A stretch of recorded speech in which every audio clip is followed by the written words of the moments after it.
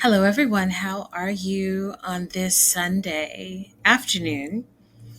Now, I can't say I'm super excited about this one. I'm excited because it there's some incredible history here, but I'm also saddened by some of the information that I have to share today because whenever you're talking about your ancestors and you're talking about their history and where they have come from and where they are, you have to also recognize the struggles and bloodshed and tears and everything they went through.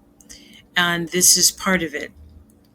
And that's why it's called the sinister plot to divide and conquer the Indian tribes. And there's a lot to unpack today. I will try to be as brief and succinct as I can. Again, a lot of what I'm sharing with you today has been talked about, but I'm offering new perspectives, different perspectives that probably have not really been analyzed. But in any case, I'm going to dive right in here. And part of the reason why I got here in the first place was because I was doing some genealogical research on my family. On my mother's side, we are from North Carolina. And so I was, digging into some archival information and came across the state records of North Carolina. Now, this is a very heavy volumed record, set of records, and each volume is probably about anywhere from 700 to 900 pages. There's a lot of information in there, correspondence, meeting minutes, war records, everything related to the state of North Carolina.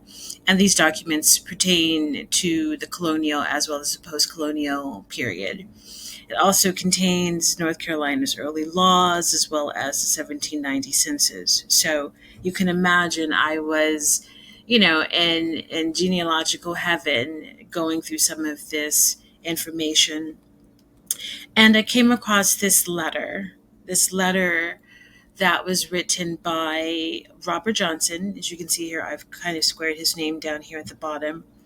Robert Johnson, who had written a letter, and Robert Johnson was the governor of South Carolina from 1729 to 1735. And at the time, South Carolina was a colony founded by the British in 1663. And like many of the colonies, it was run by the British.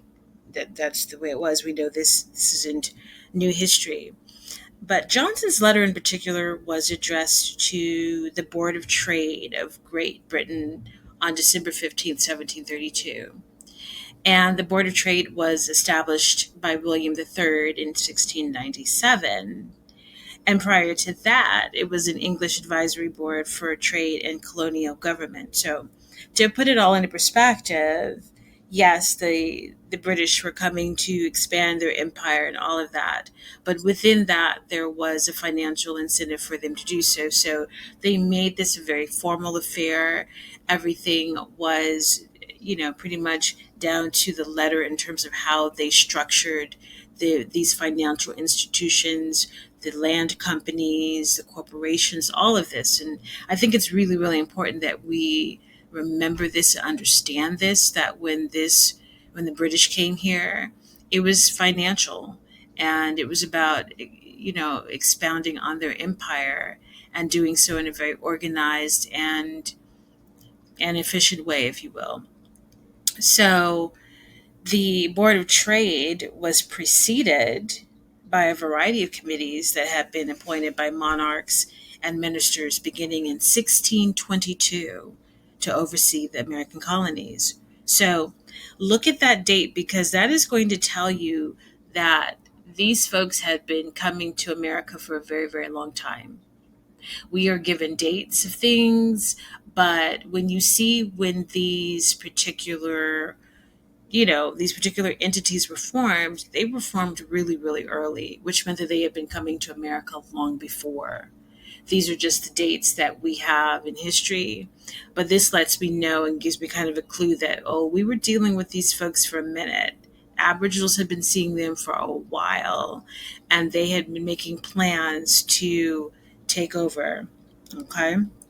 So, to put things in perspective, Johnson, the governor of South Carolina, wrote a letter to the Board of Trade, and he was referencing earlier correspondence that he had received from George Burrington, who was the governor of North Carolina. And this was in 1732. So Barrington had some serious concerns about the quote unquote Indians in his state. Now, the reason why I'm sharing this letter in particular is because it has not only a lot of information in it to give you scope, but I'm going to be circling back to this letter later because I'm going to show some connections. So, one of the things that Governor Johnson said in his letter to the Board of Trade was, I have before me your lordships of June 21st relating to a paragraph of Governor Barrington's letter intimating apprehensions he is under that our Indians are expected to make some attempt against those of North Carolina.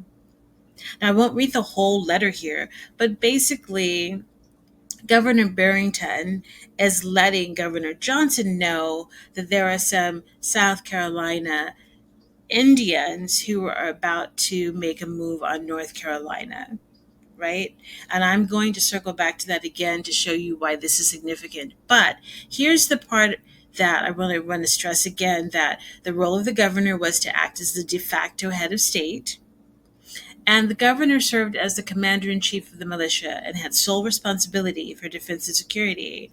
So that meant the role of the governor, he had a heavy task. He had a lot to manage. He had a lot to do. But most of his task was to make sure that he was responsible for making sure that the British colonies were secure. Now, this is the part of the letter that kind of sums up what I want to be talking about in today's presentation. Now, this is Governor Johnson writing this, and it's like the second paragraph of his letter, and he says, a nation of Indians called the Catawbas, living within the limits of this government, have a long time been at war with the Tuscaroras of North Carolina, and it is always the maxim of our government upon the continent to promote war between Indians of different nations with whom we trade and are at peace with ourselves, for in that consists our safety. Being at war with one another prevents their uniting against us. So, again, it's one thing to know this, to know that the colonists were using Indians against Indians. But it's another thing altogether when it's in writing and they put it in writing and they say this is their policy. And yet at the same time, the Aboriginals of the land don't even know that this is about to happen to them. They don't know the full scope. They don't know the full plan. They don't know the strategy that's being used upon them, right? So let's talk a little about the prelude to the Tuscarora War that went from 1711 to 1715. Now, before I dive into that, there's some really important considerations that have to be, remembered here, because sometimes we forget this and we think that, why were the tribes and the colonists always warring with each other? Why were there so much intrigue? But one of the things that I wanted to note here was that the tribes became dependent on the goods the colonists provided, such as guns, ammunition, alcohol, anything you can think of. And by the time the tribes realized they had lost their self-reliance, it was too late. And so I think of this in terms of modern trade. And if we had a partner that we were doing trade with and suddenly they stopped doing trade with us, or they decided that they were going to do trade with someone else, it would affect our economy. It would affect everything that we do as a nation, everything that we do as a country. So when you think about the tribes, they probably didn't even realize that this was a tactic that was being used on them, that they were being lured into this type of dependency. It's kind of like, I also attribute it to, like, I don't know, having a microwave oven. Like when microwave ovens came out, they were like, oh my God, they're the big thing. Oh my God, I don't have to spend so much time heating up my food, da da da da. And you become reliant on the microwave oven. But you don't really need the microwave oven, it's a convenience. You have fire, you have a stove, you don't need microwave ovens. But that's what was happening to the tribes. They didn't really need these things that the colonists were providing, and because they had been doing fine on their own for so long. That's not to say that modernization isn't a good thing, just saying that in terms of the tribes, they had found themselves in this rock and a hard place of now we're in bondage to the colonists even before we hit the battlefield. All right. So at first, of course, everything was hunky dory, and they usually welcomed the Europeans as friends with whom they could trade and share land, right? But over time, they realized that the colonists weren't interested in sharing anything but possessing the land outright. Now, here's what's interesting is that some of the tribes were more aware of this than others. Some tribes were getting the memo quicker. They were recognizing, oh, these folks are not going to be honest with us. We're not going to deal honestly. But across the board, there was this feeling of maybe I can trust them, maybe I can't, right? So, but what I find also interesting is that the lords proprietors of Great Britain repeatedly urged the colonists to cultivate friendly relations, but the colonists refused to follow the advice and started looking upon the Aboriginals as intruders. Now, of course, that to me is a contradiction because at one level you're telling the colonists and the governors and all these people to maintain friendly relations with the Aboriginals, but you're also saying, but take their land. Do as much as you can to get as much as you can. So, it's a double speak. These people will say two things and really know that they have the master plan, but you don't know it. The Aboriginals didn't know the master plan. Um, so here was the breaking point of it all, and it happened in 1666.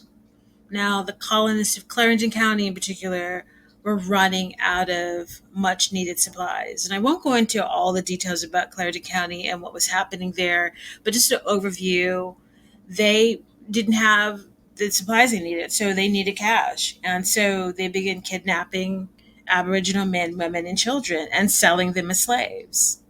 Selling them as slaves. Of course, slavery wasn't anything new in the colony, and even some tribes had slaves. But here's where it gets interesting. If I am doing business with you, okay, you're doing underhanded things with me in the trade deals, you're not honoring the treaties, you're also encroaching on my land. But now you have gone and done the ultimate. You're starting to take my men, women, and children, selling them as slaves. That was a breaking point, at least for the Tuscaroras.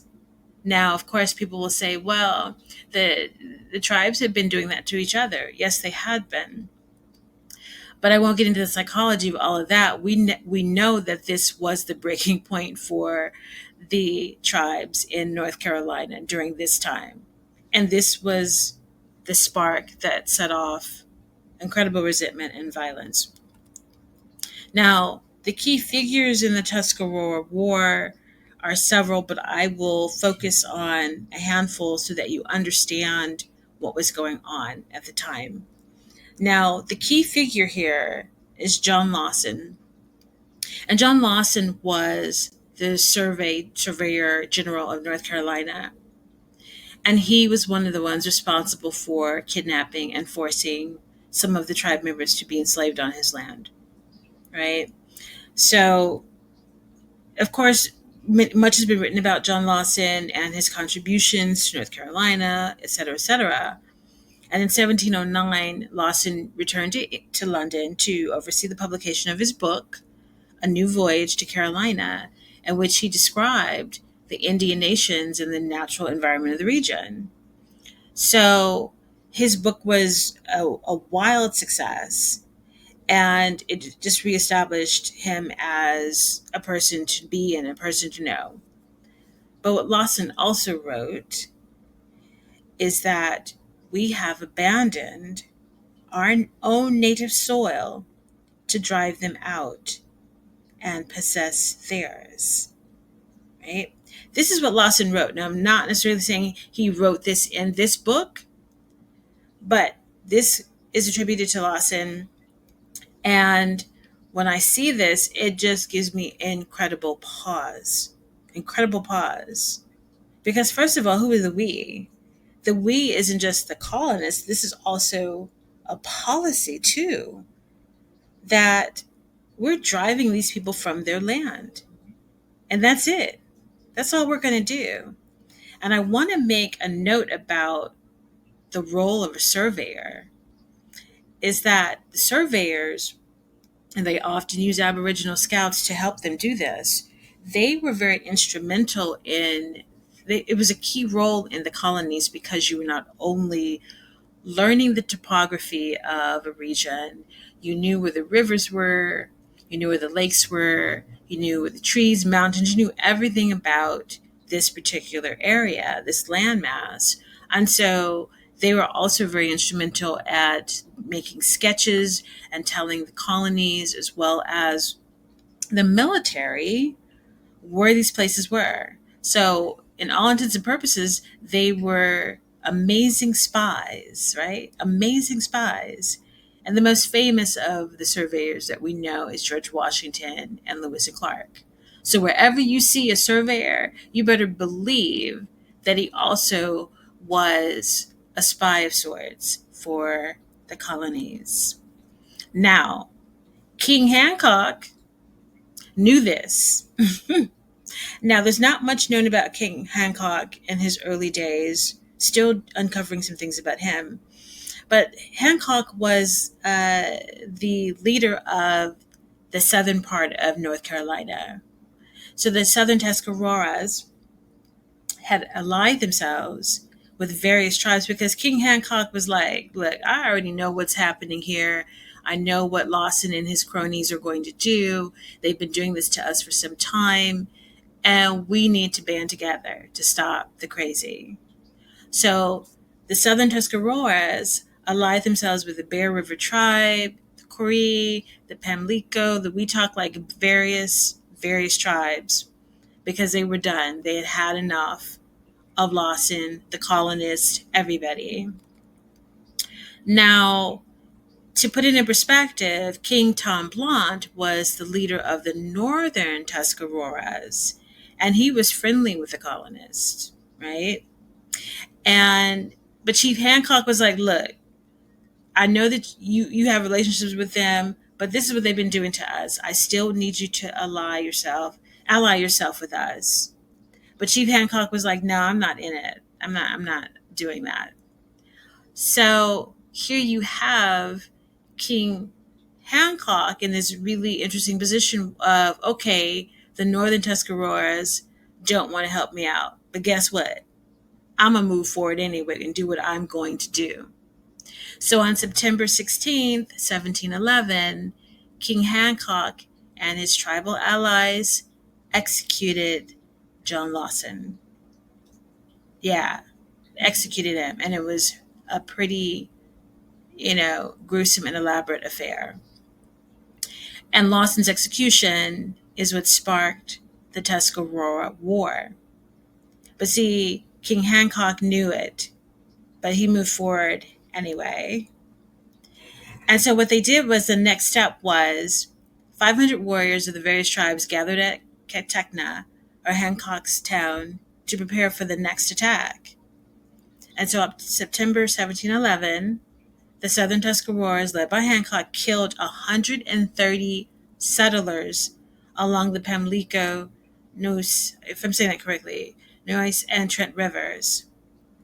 So, with the help from these tribes, King Hancock was able to attack the settlers in a wide range within a short time period.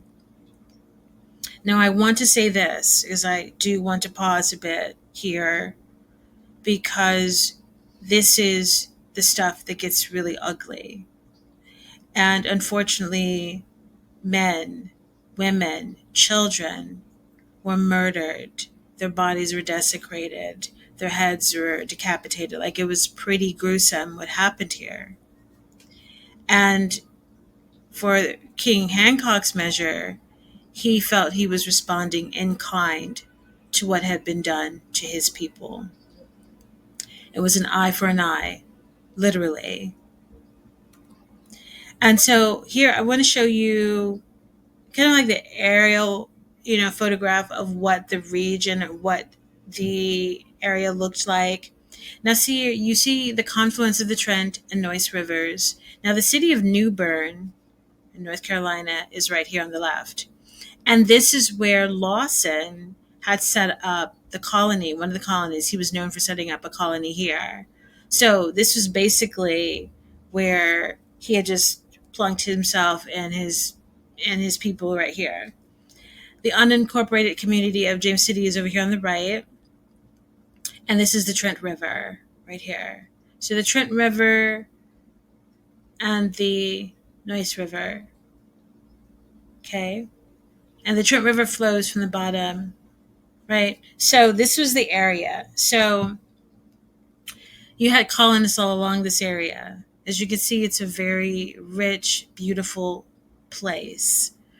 Okay.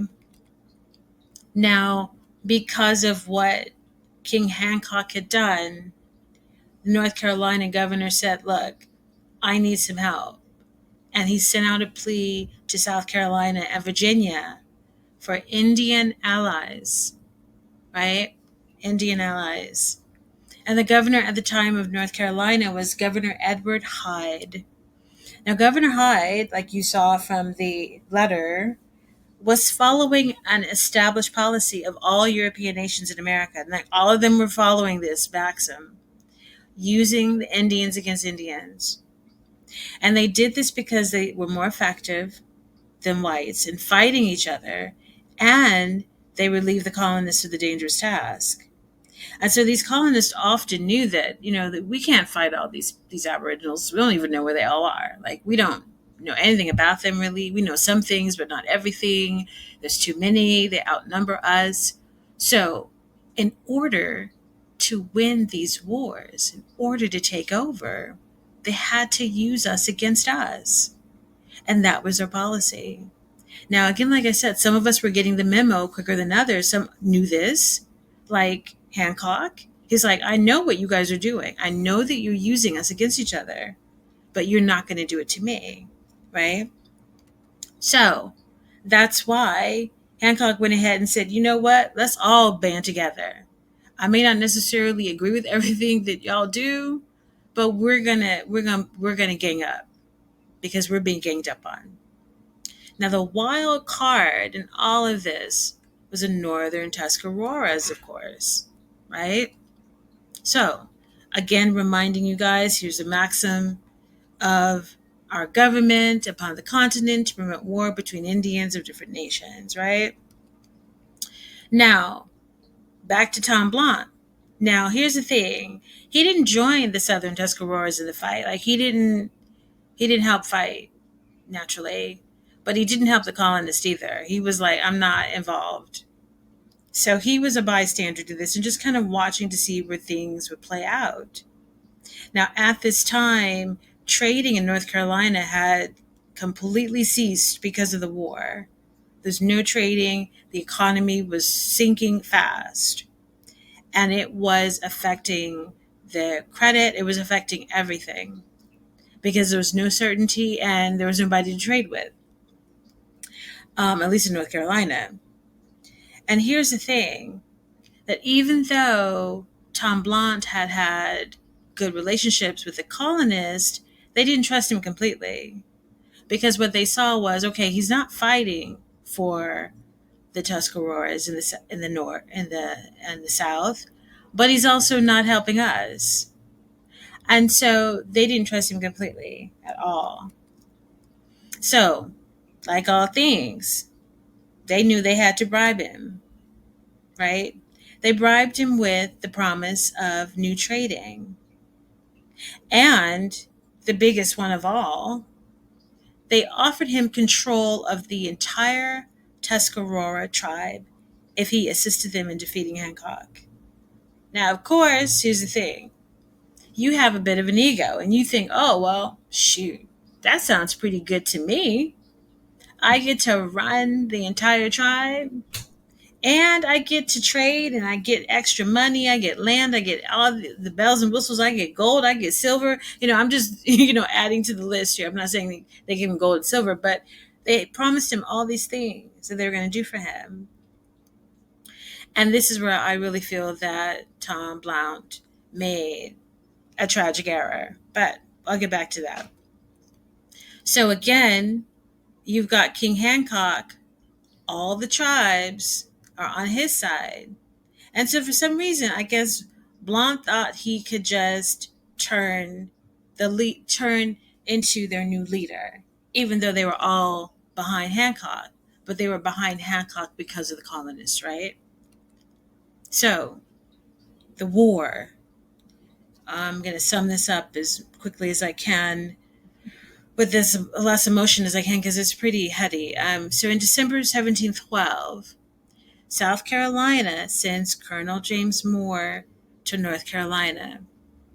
He arrives with 33 whites and nearly 1,000 Indians from various tribes, the Catawba, the Cherokee, the Yamasee, and others.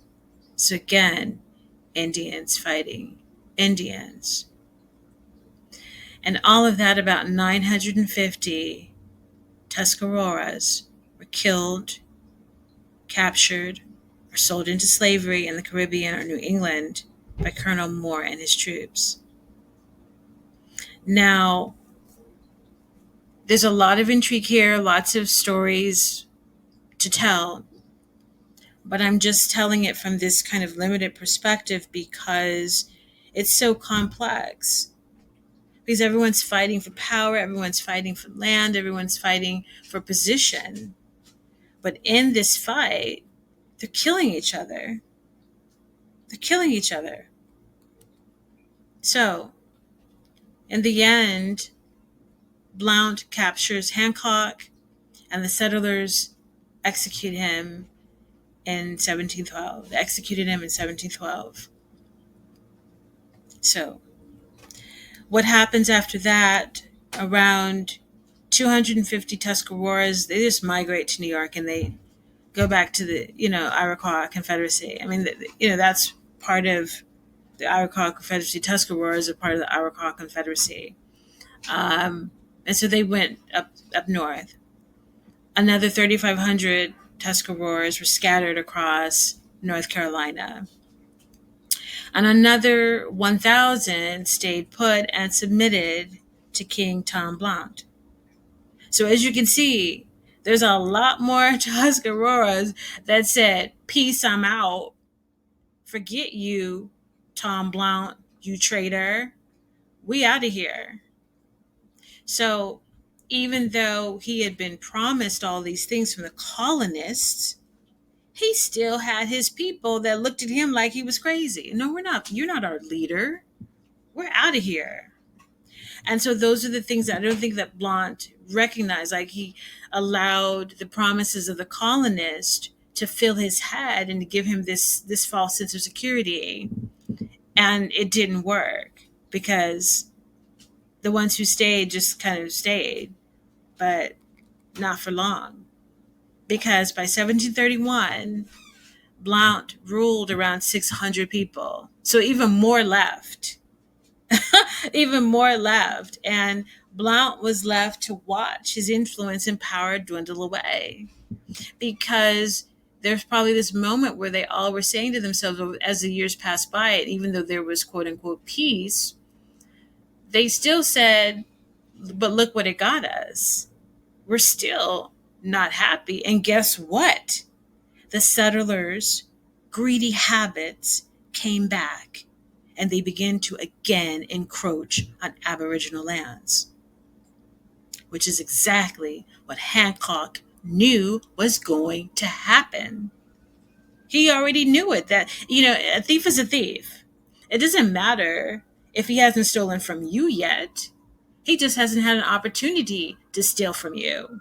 That's really what it is. And so it's important to know this, that when you look at history and you really pay attention to it, that it does repeat itself if you're not paying attention, right? So again, of course, I asked myself, what would have happened had the northern Tuscaroras aligned themselves with King Hancock? What would have been the outcome? What would have been the outcome? Okay, there might have still been tribes from South Carolina and other regions fighting, but I also think there would have been a realization that, okay, we're banding together against a common enemy who has done horrific things to us, and we have to stop it. So, just thinking about that out loud and wondering, right? So, but I go back to this letter because look at the date of this letter, 1732, right? I have before me your lordships of June 21st relating to a paragraph of Governor Barrington's letter. So by this time, guess what's happening? So Tom Blount has passed away. And now the Aboriginals of South Carolina are coming for North Carolina. So I say to myself, okay, did anyone orchestrate that? Or was that the Aboriginals warring again because now Blount is no longer around? I'll leave you with that question. So there you have it. This was kind of difficult for me to talk about because my family is descended from the Tuscaroras and the Cherokees and the Catawbas, and my blood, I have their blood. It runs through me. And I would not say by any stretch of the imagination that I am any less of a warrior than they were back then. But I do pause and I do think about what we've done to each other and how we came here and how the colonists said, we're going to use you against you. And we fell for it again and again and again and again. And in the midst of all of that, we were fighting our egos, we were fighting old vendettas and all of those things. And look where it got us. Look where it got us. So, I welcome any comments, you guys. Please like, subscribe, and share if you haven't already. I really do appreciate all the enthusiasm for the subjects and, for the channel in general. Thank you guys so much. And I will be talking to you again soon. So have a great day.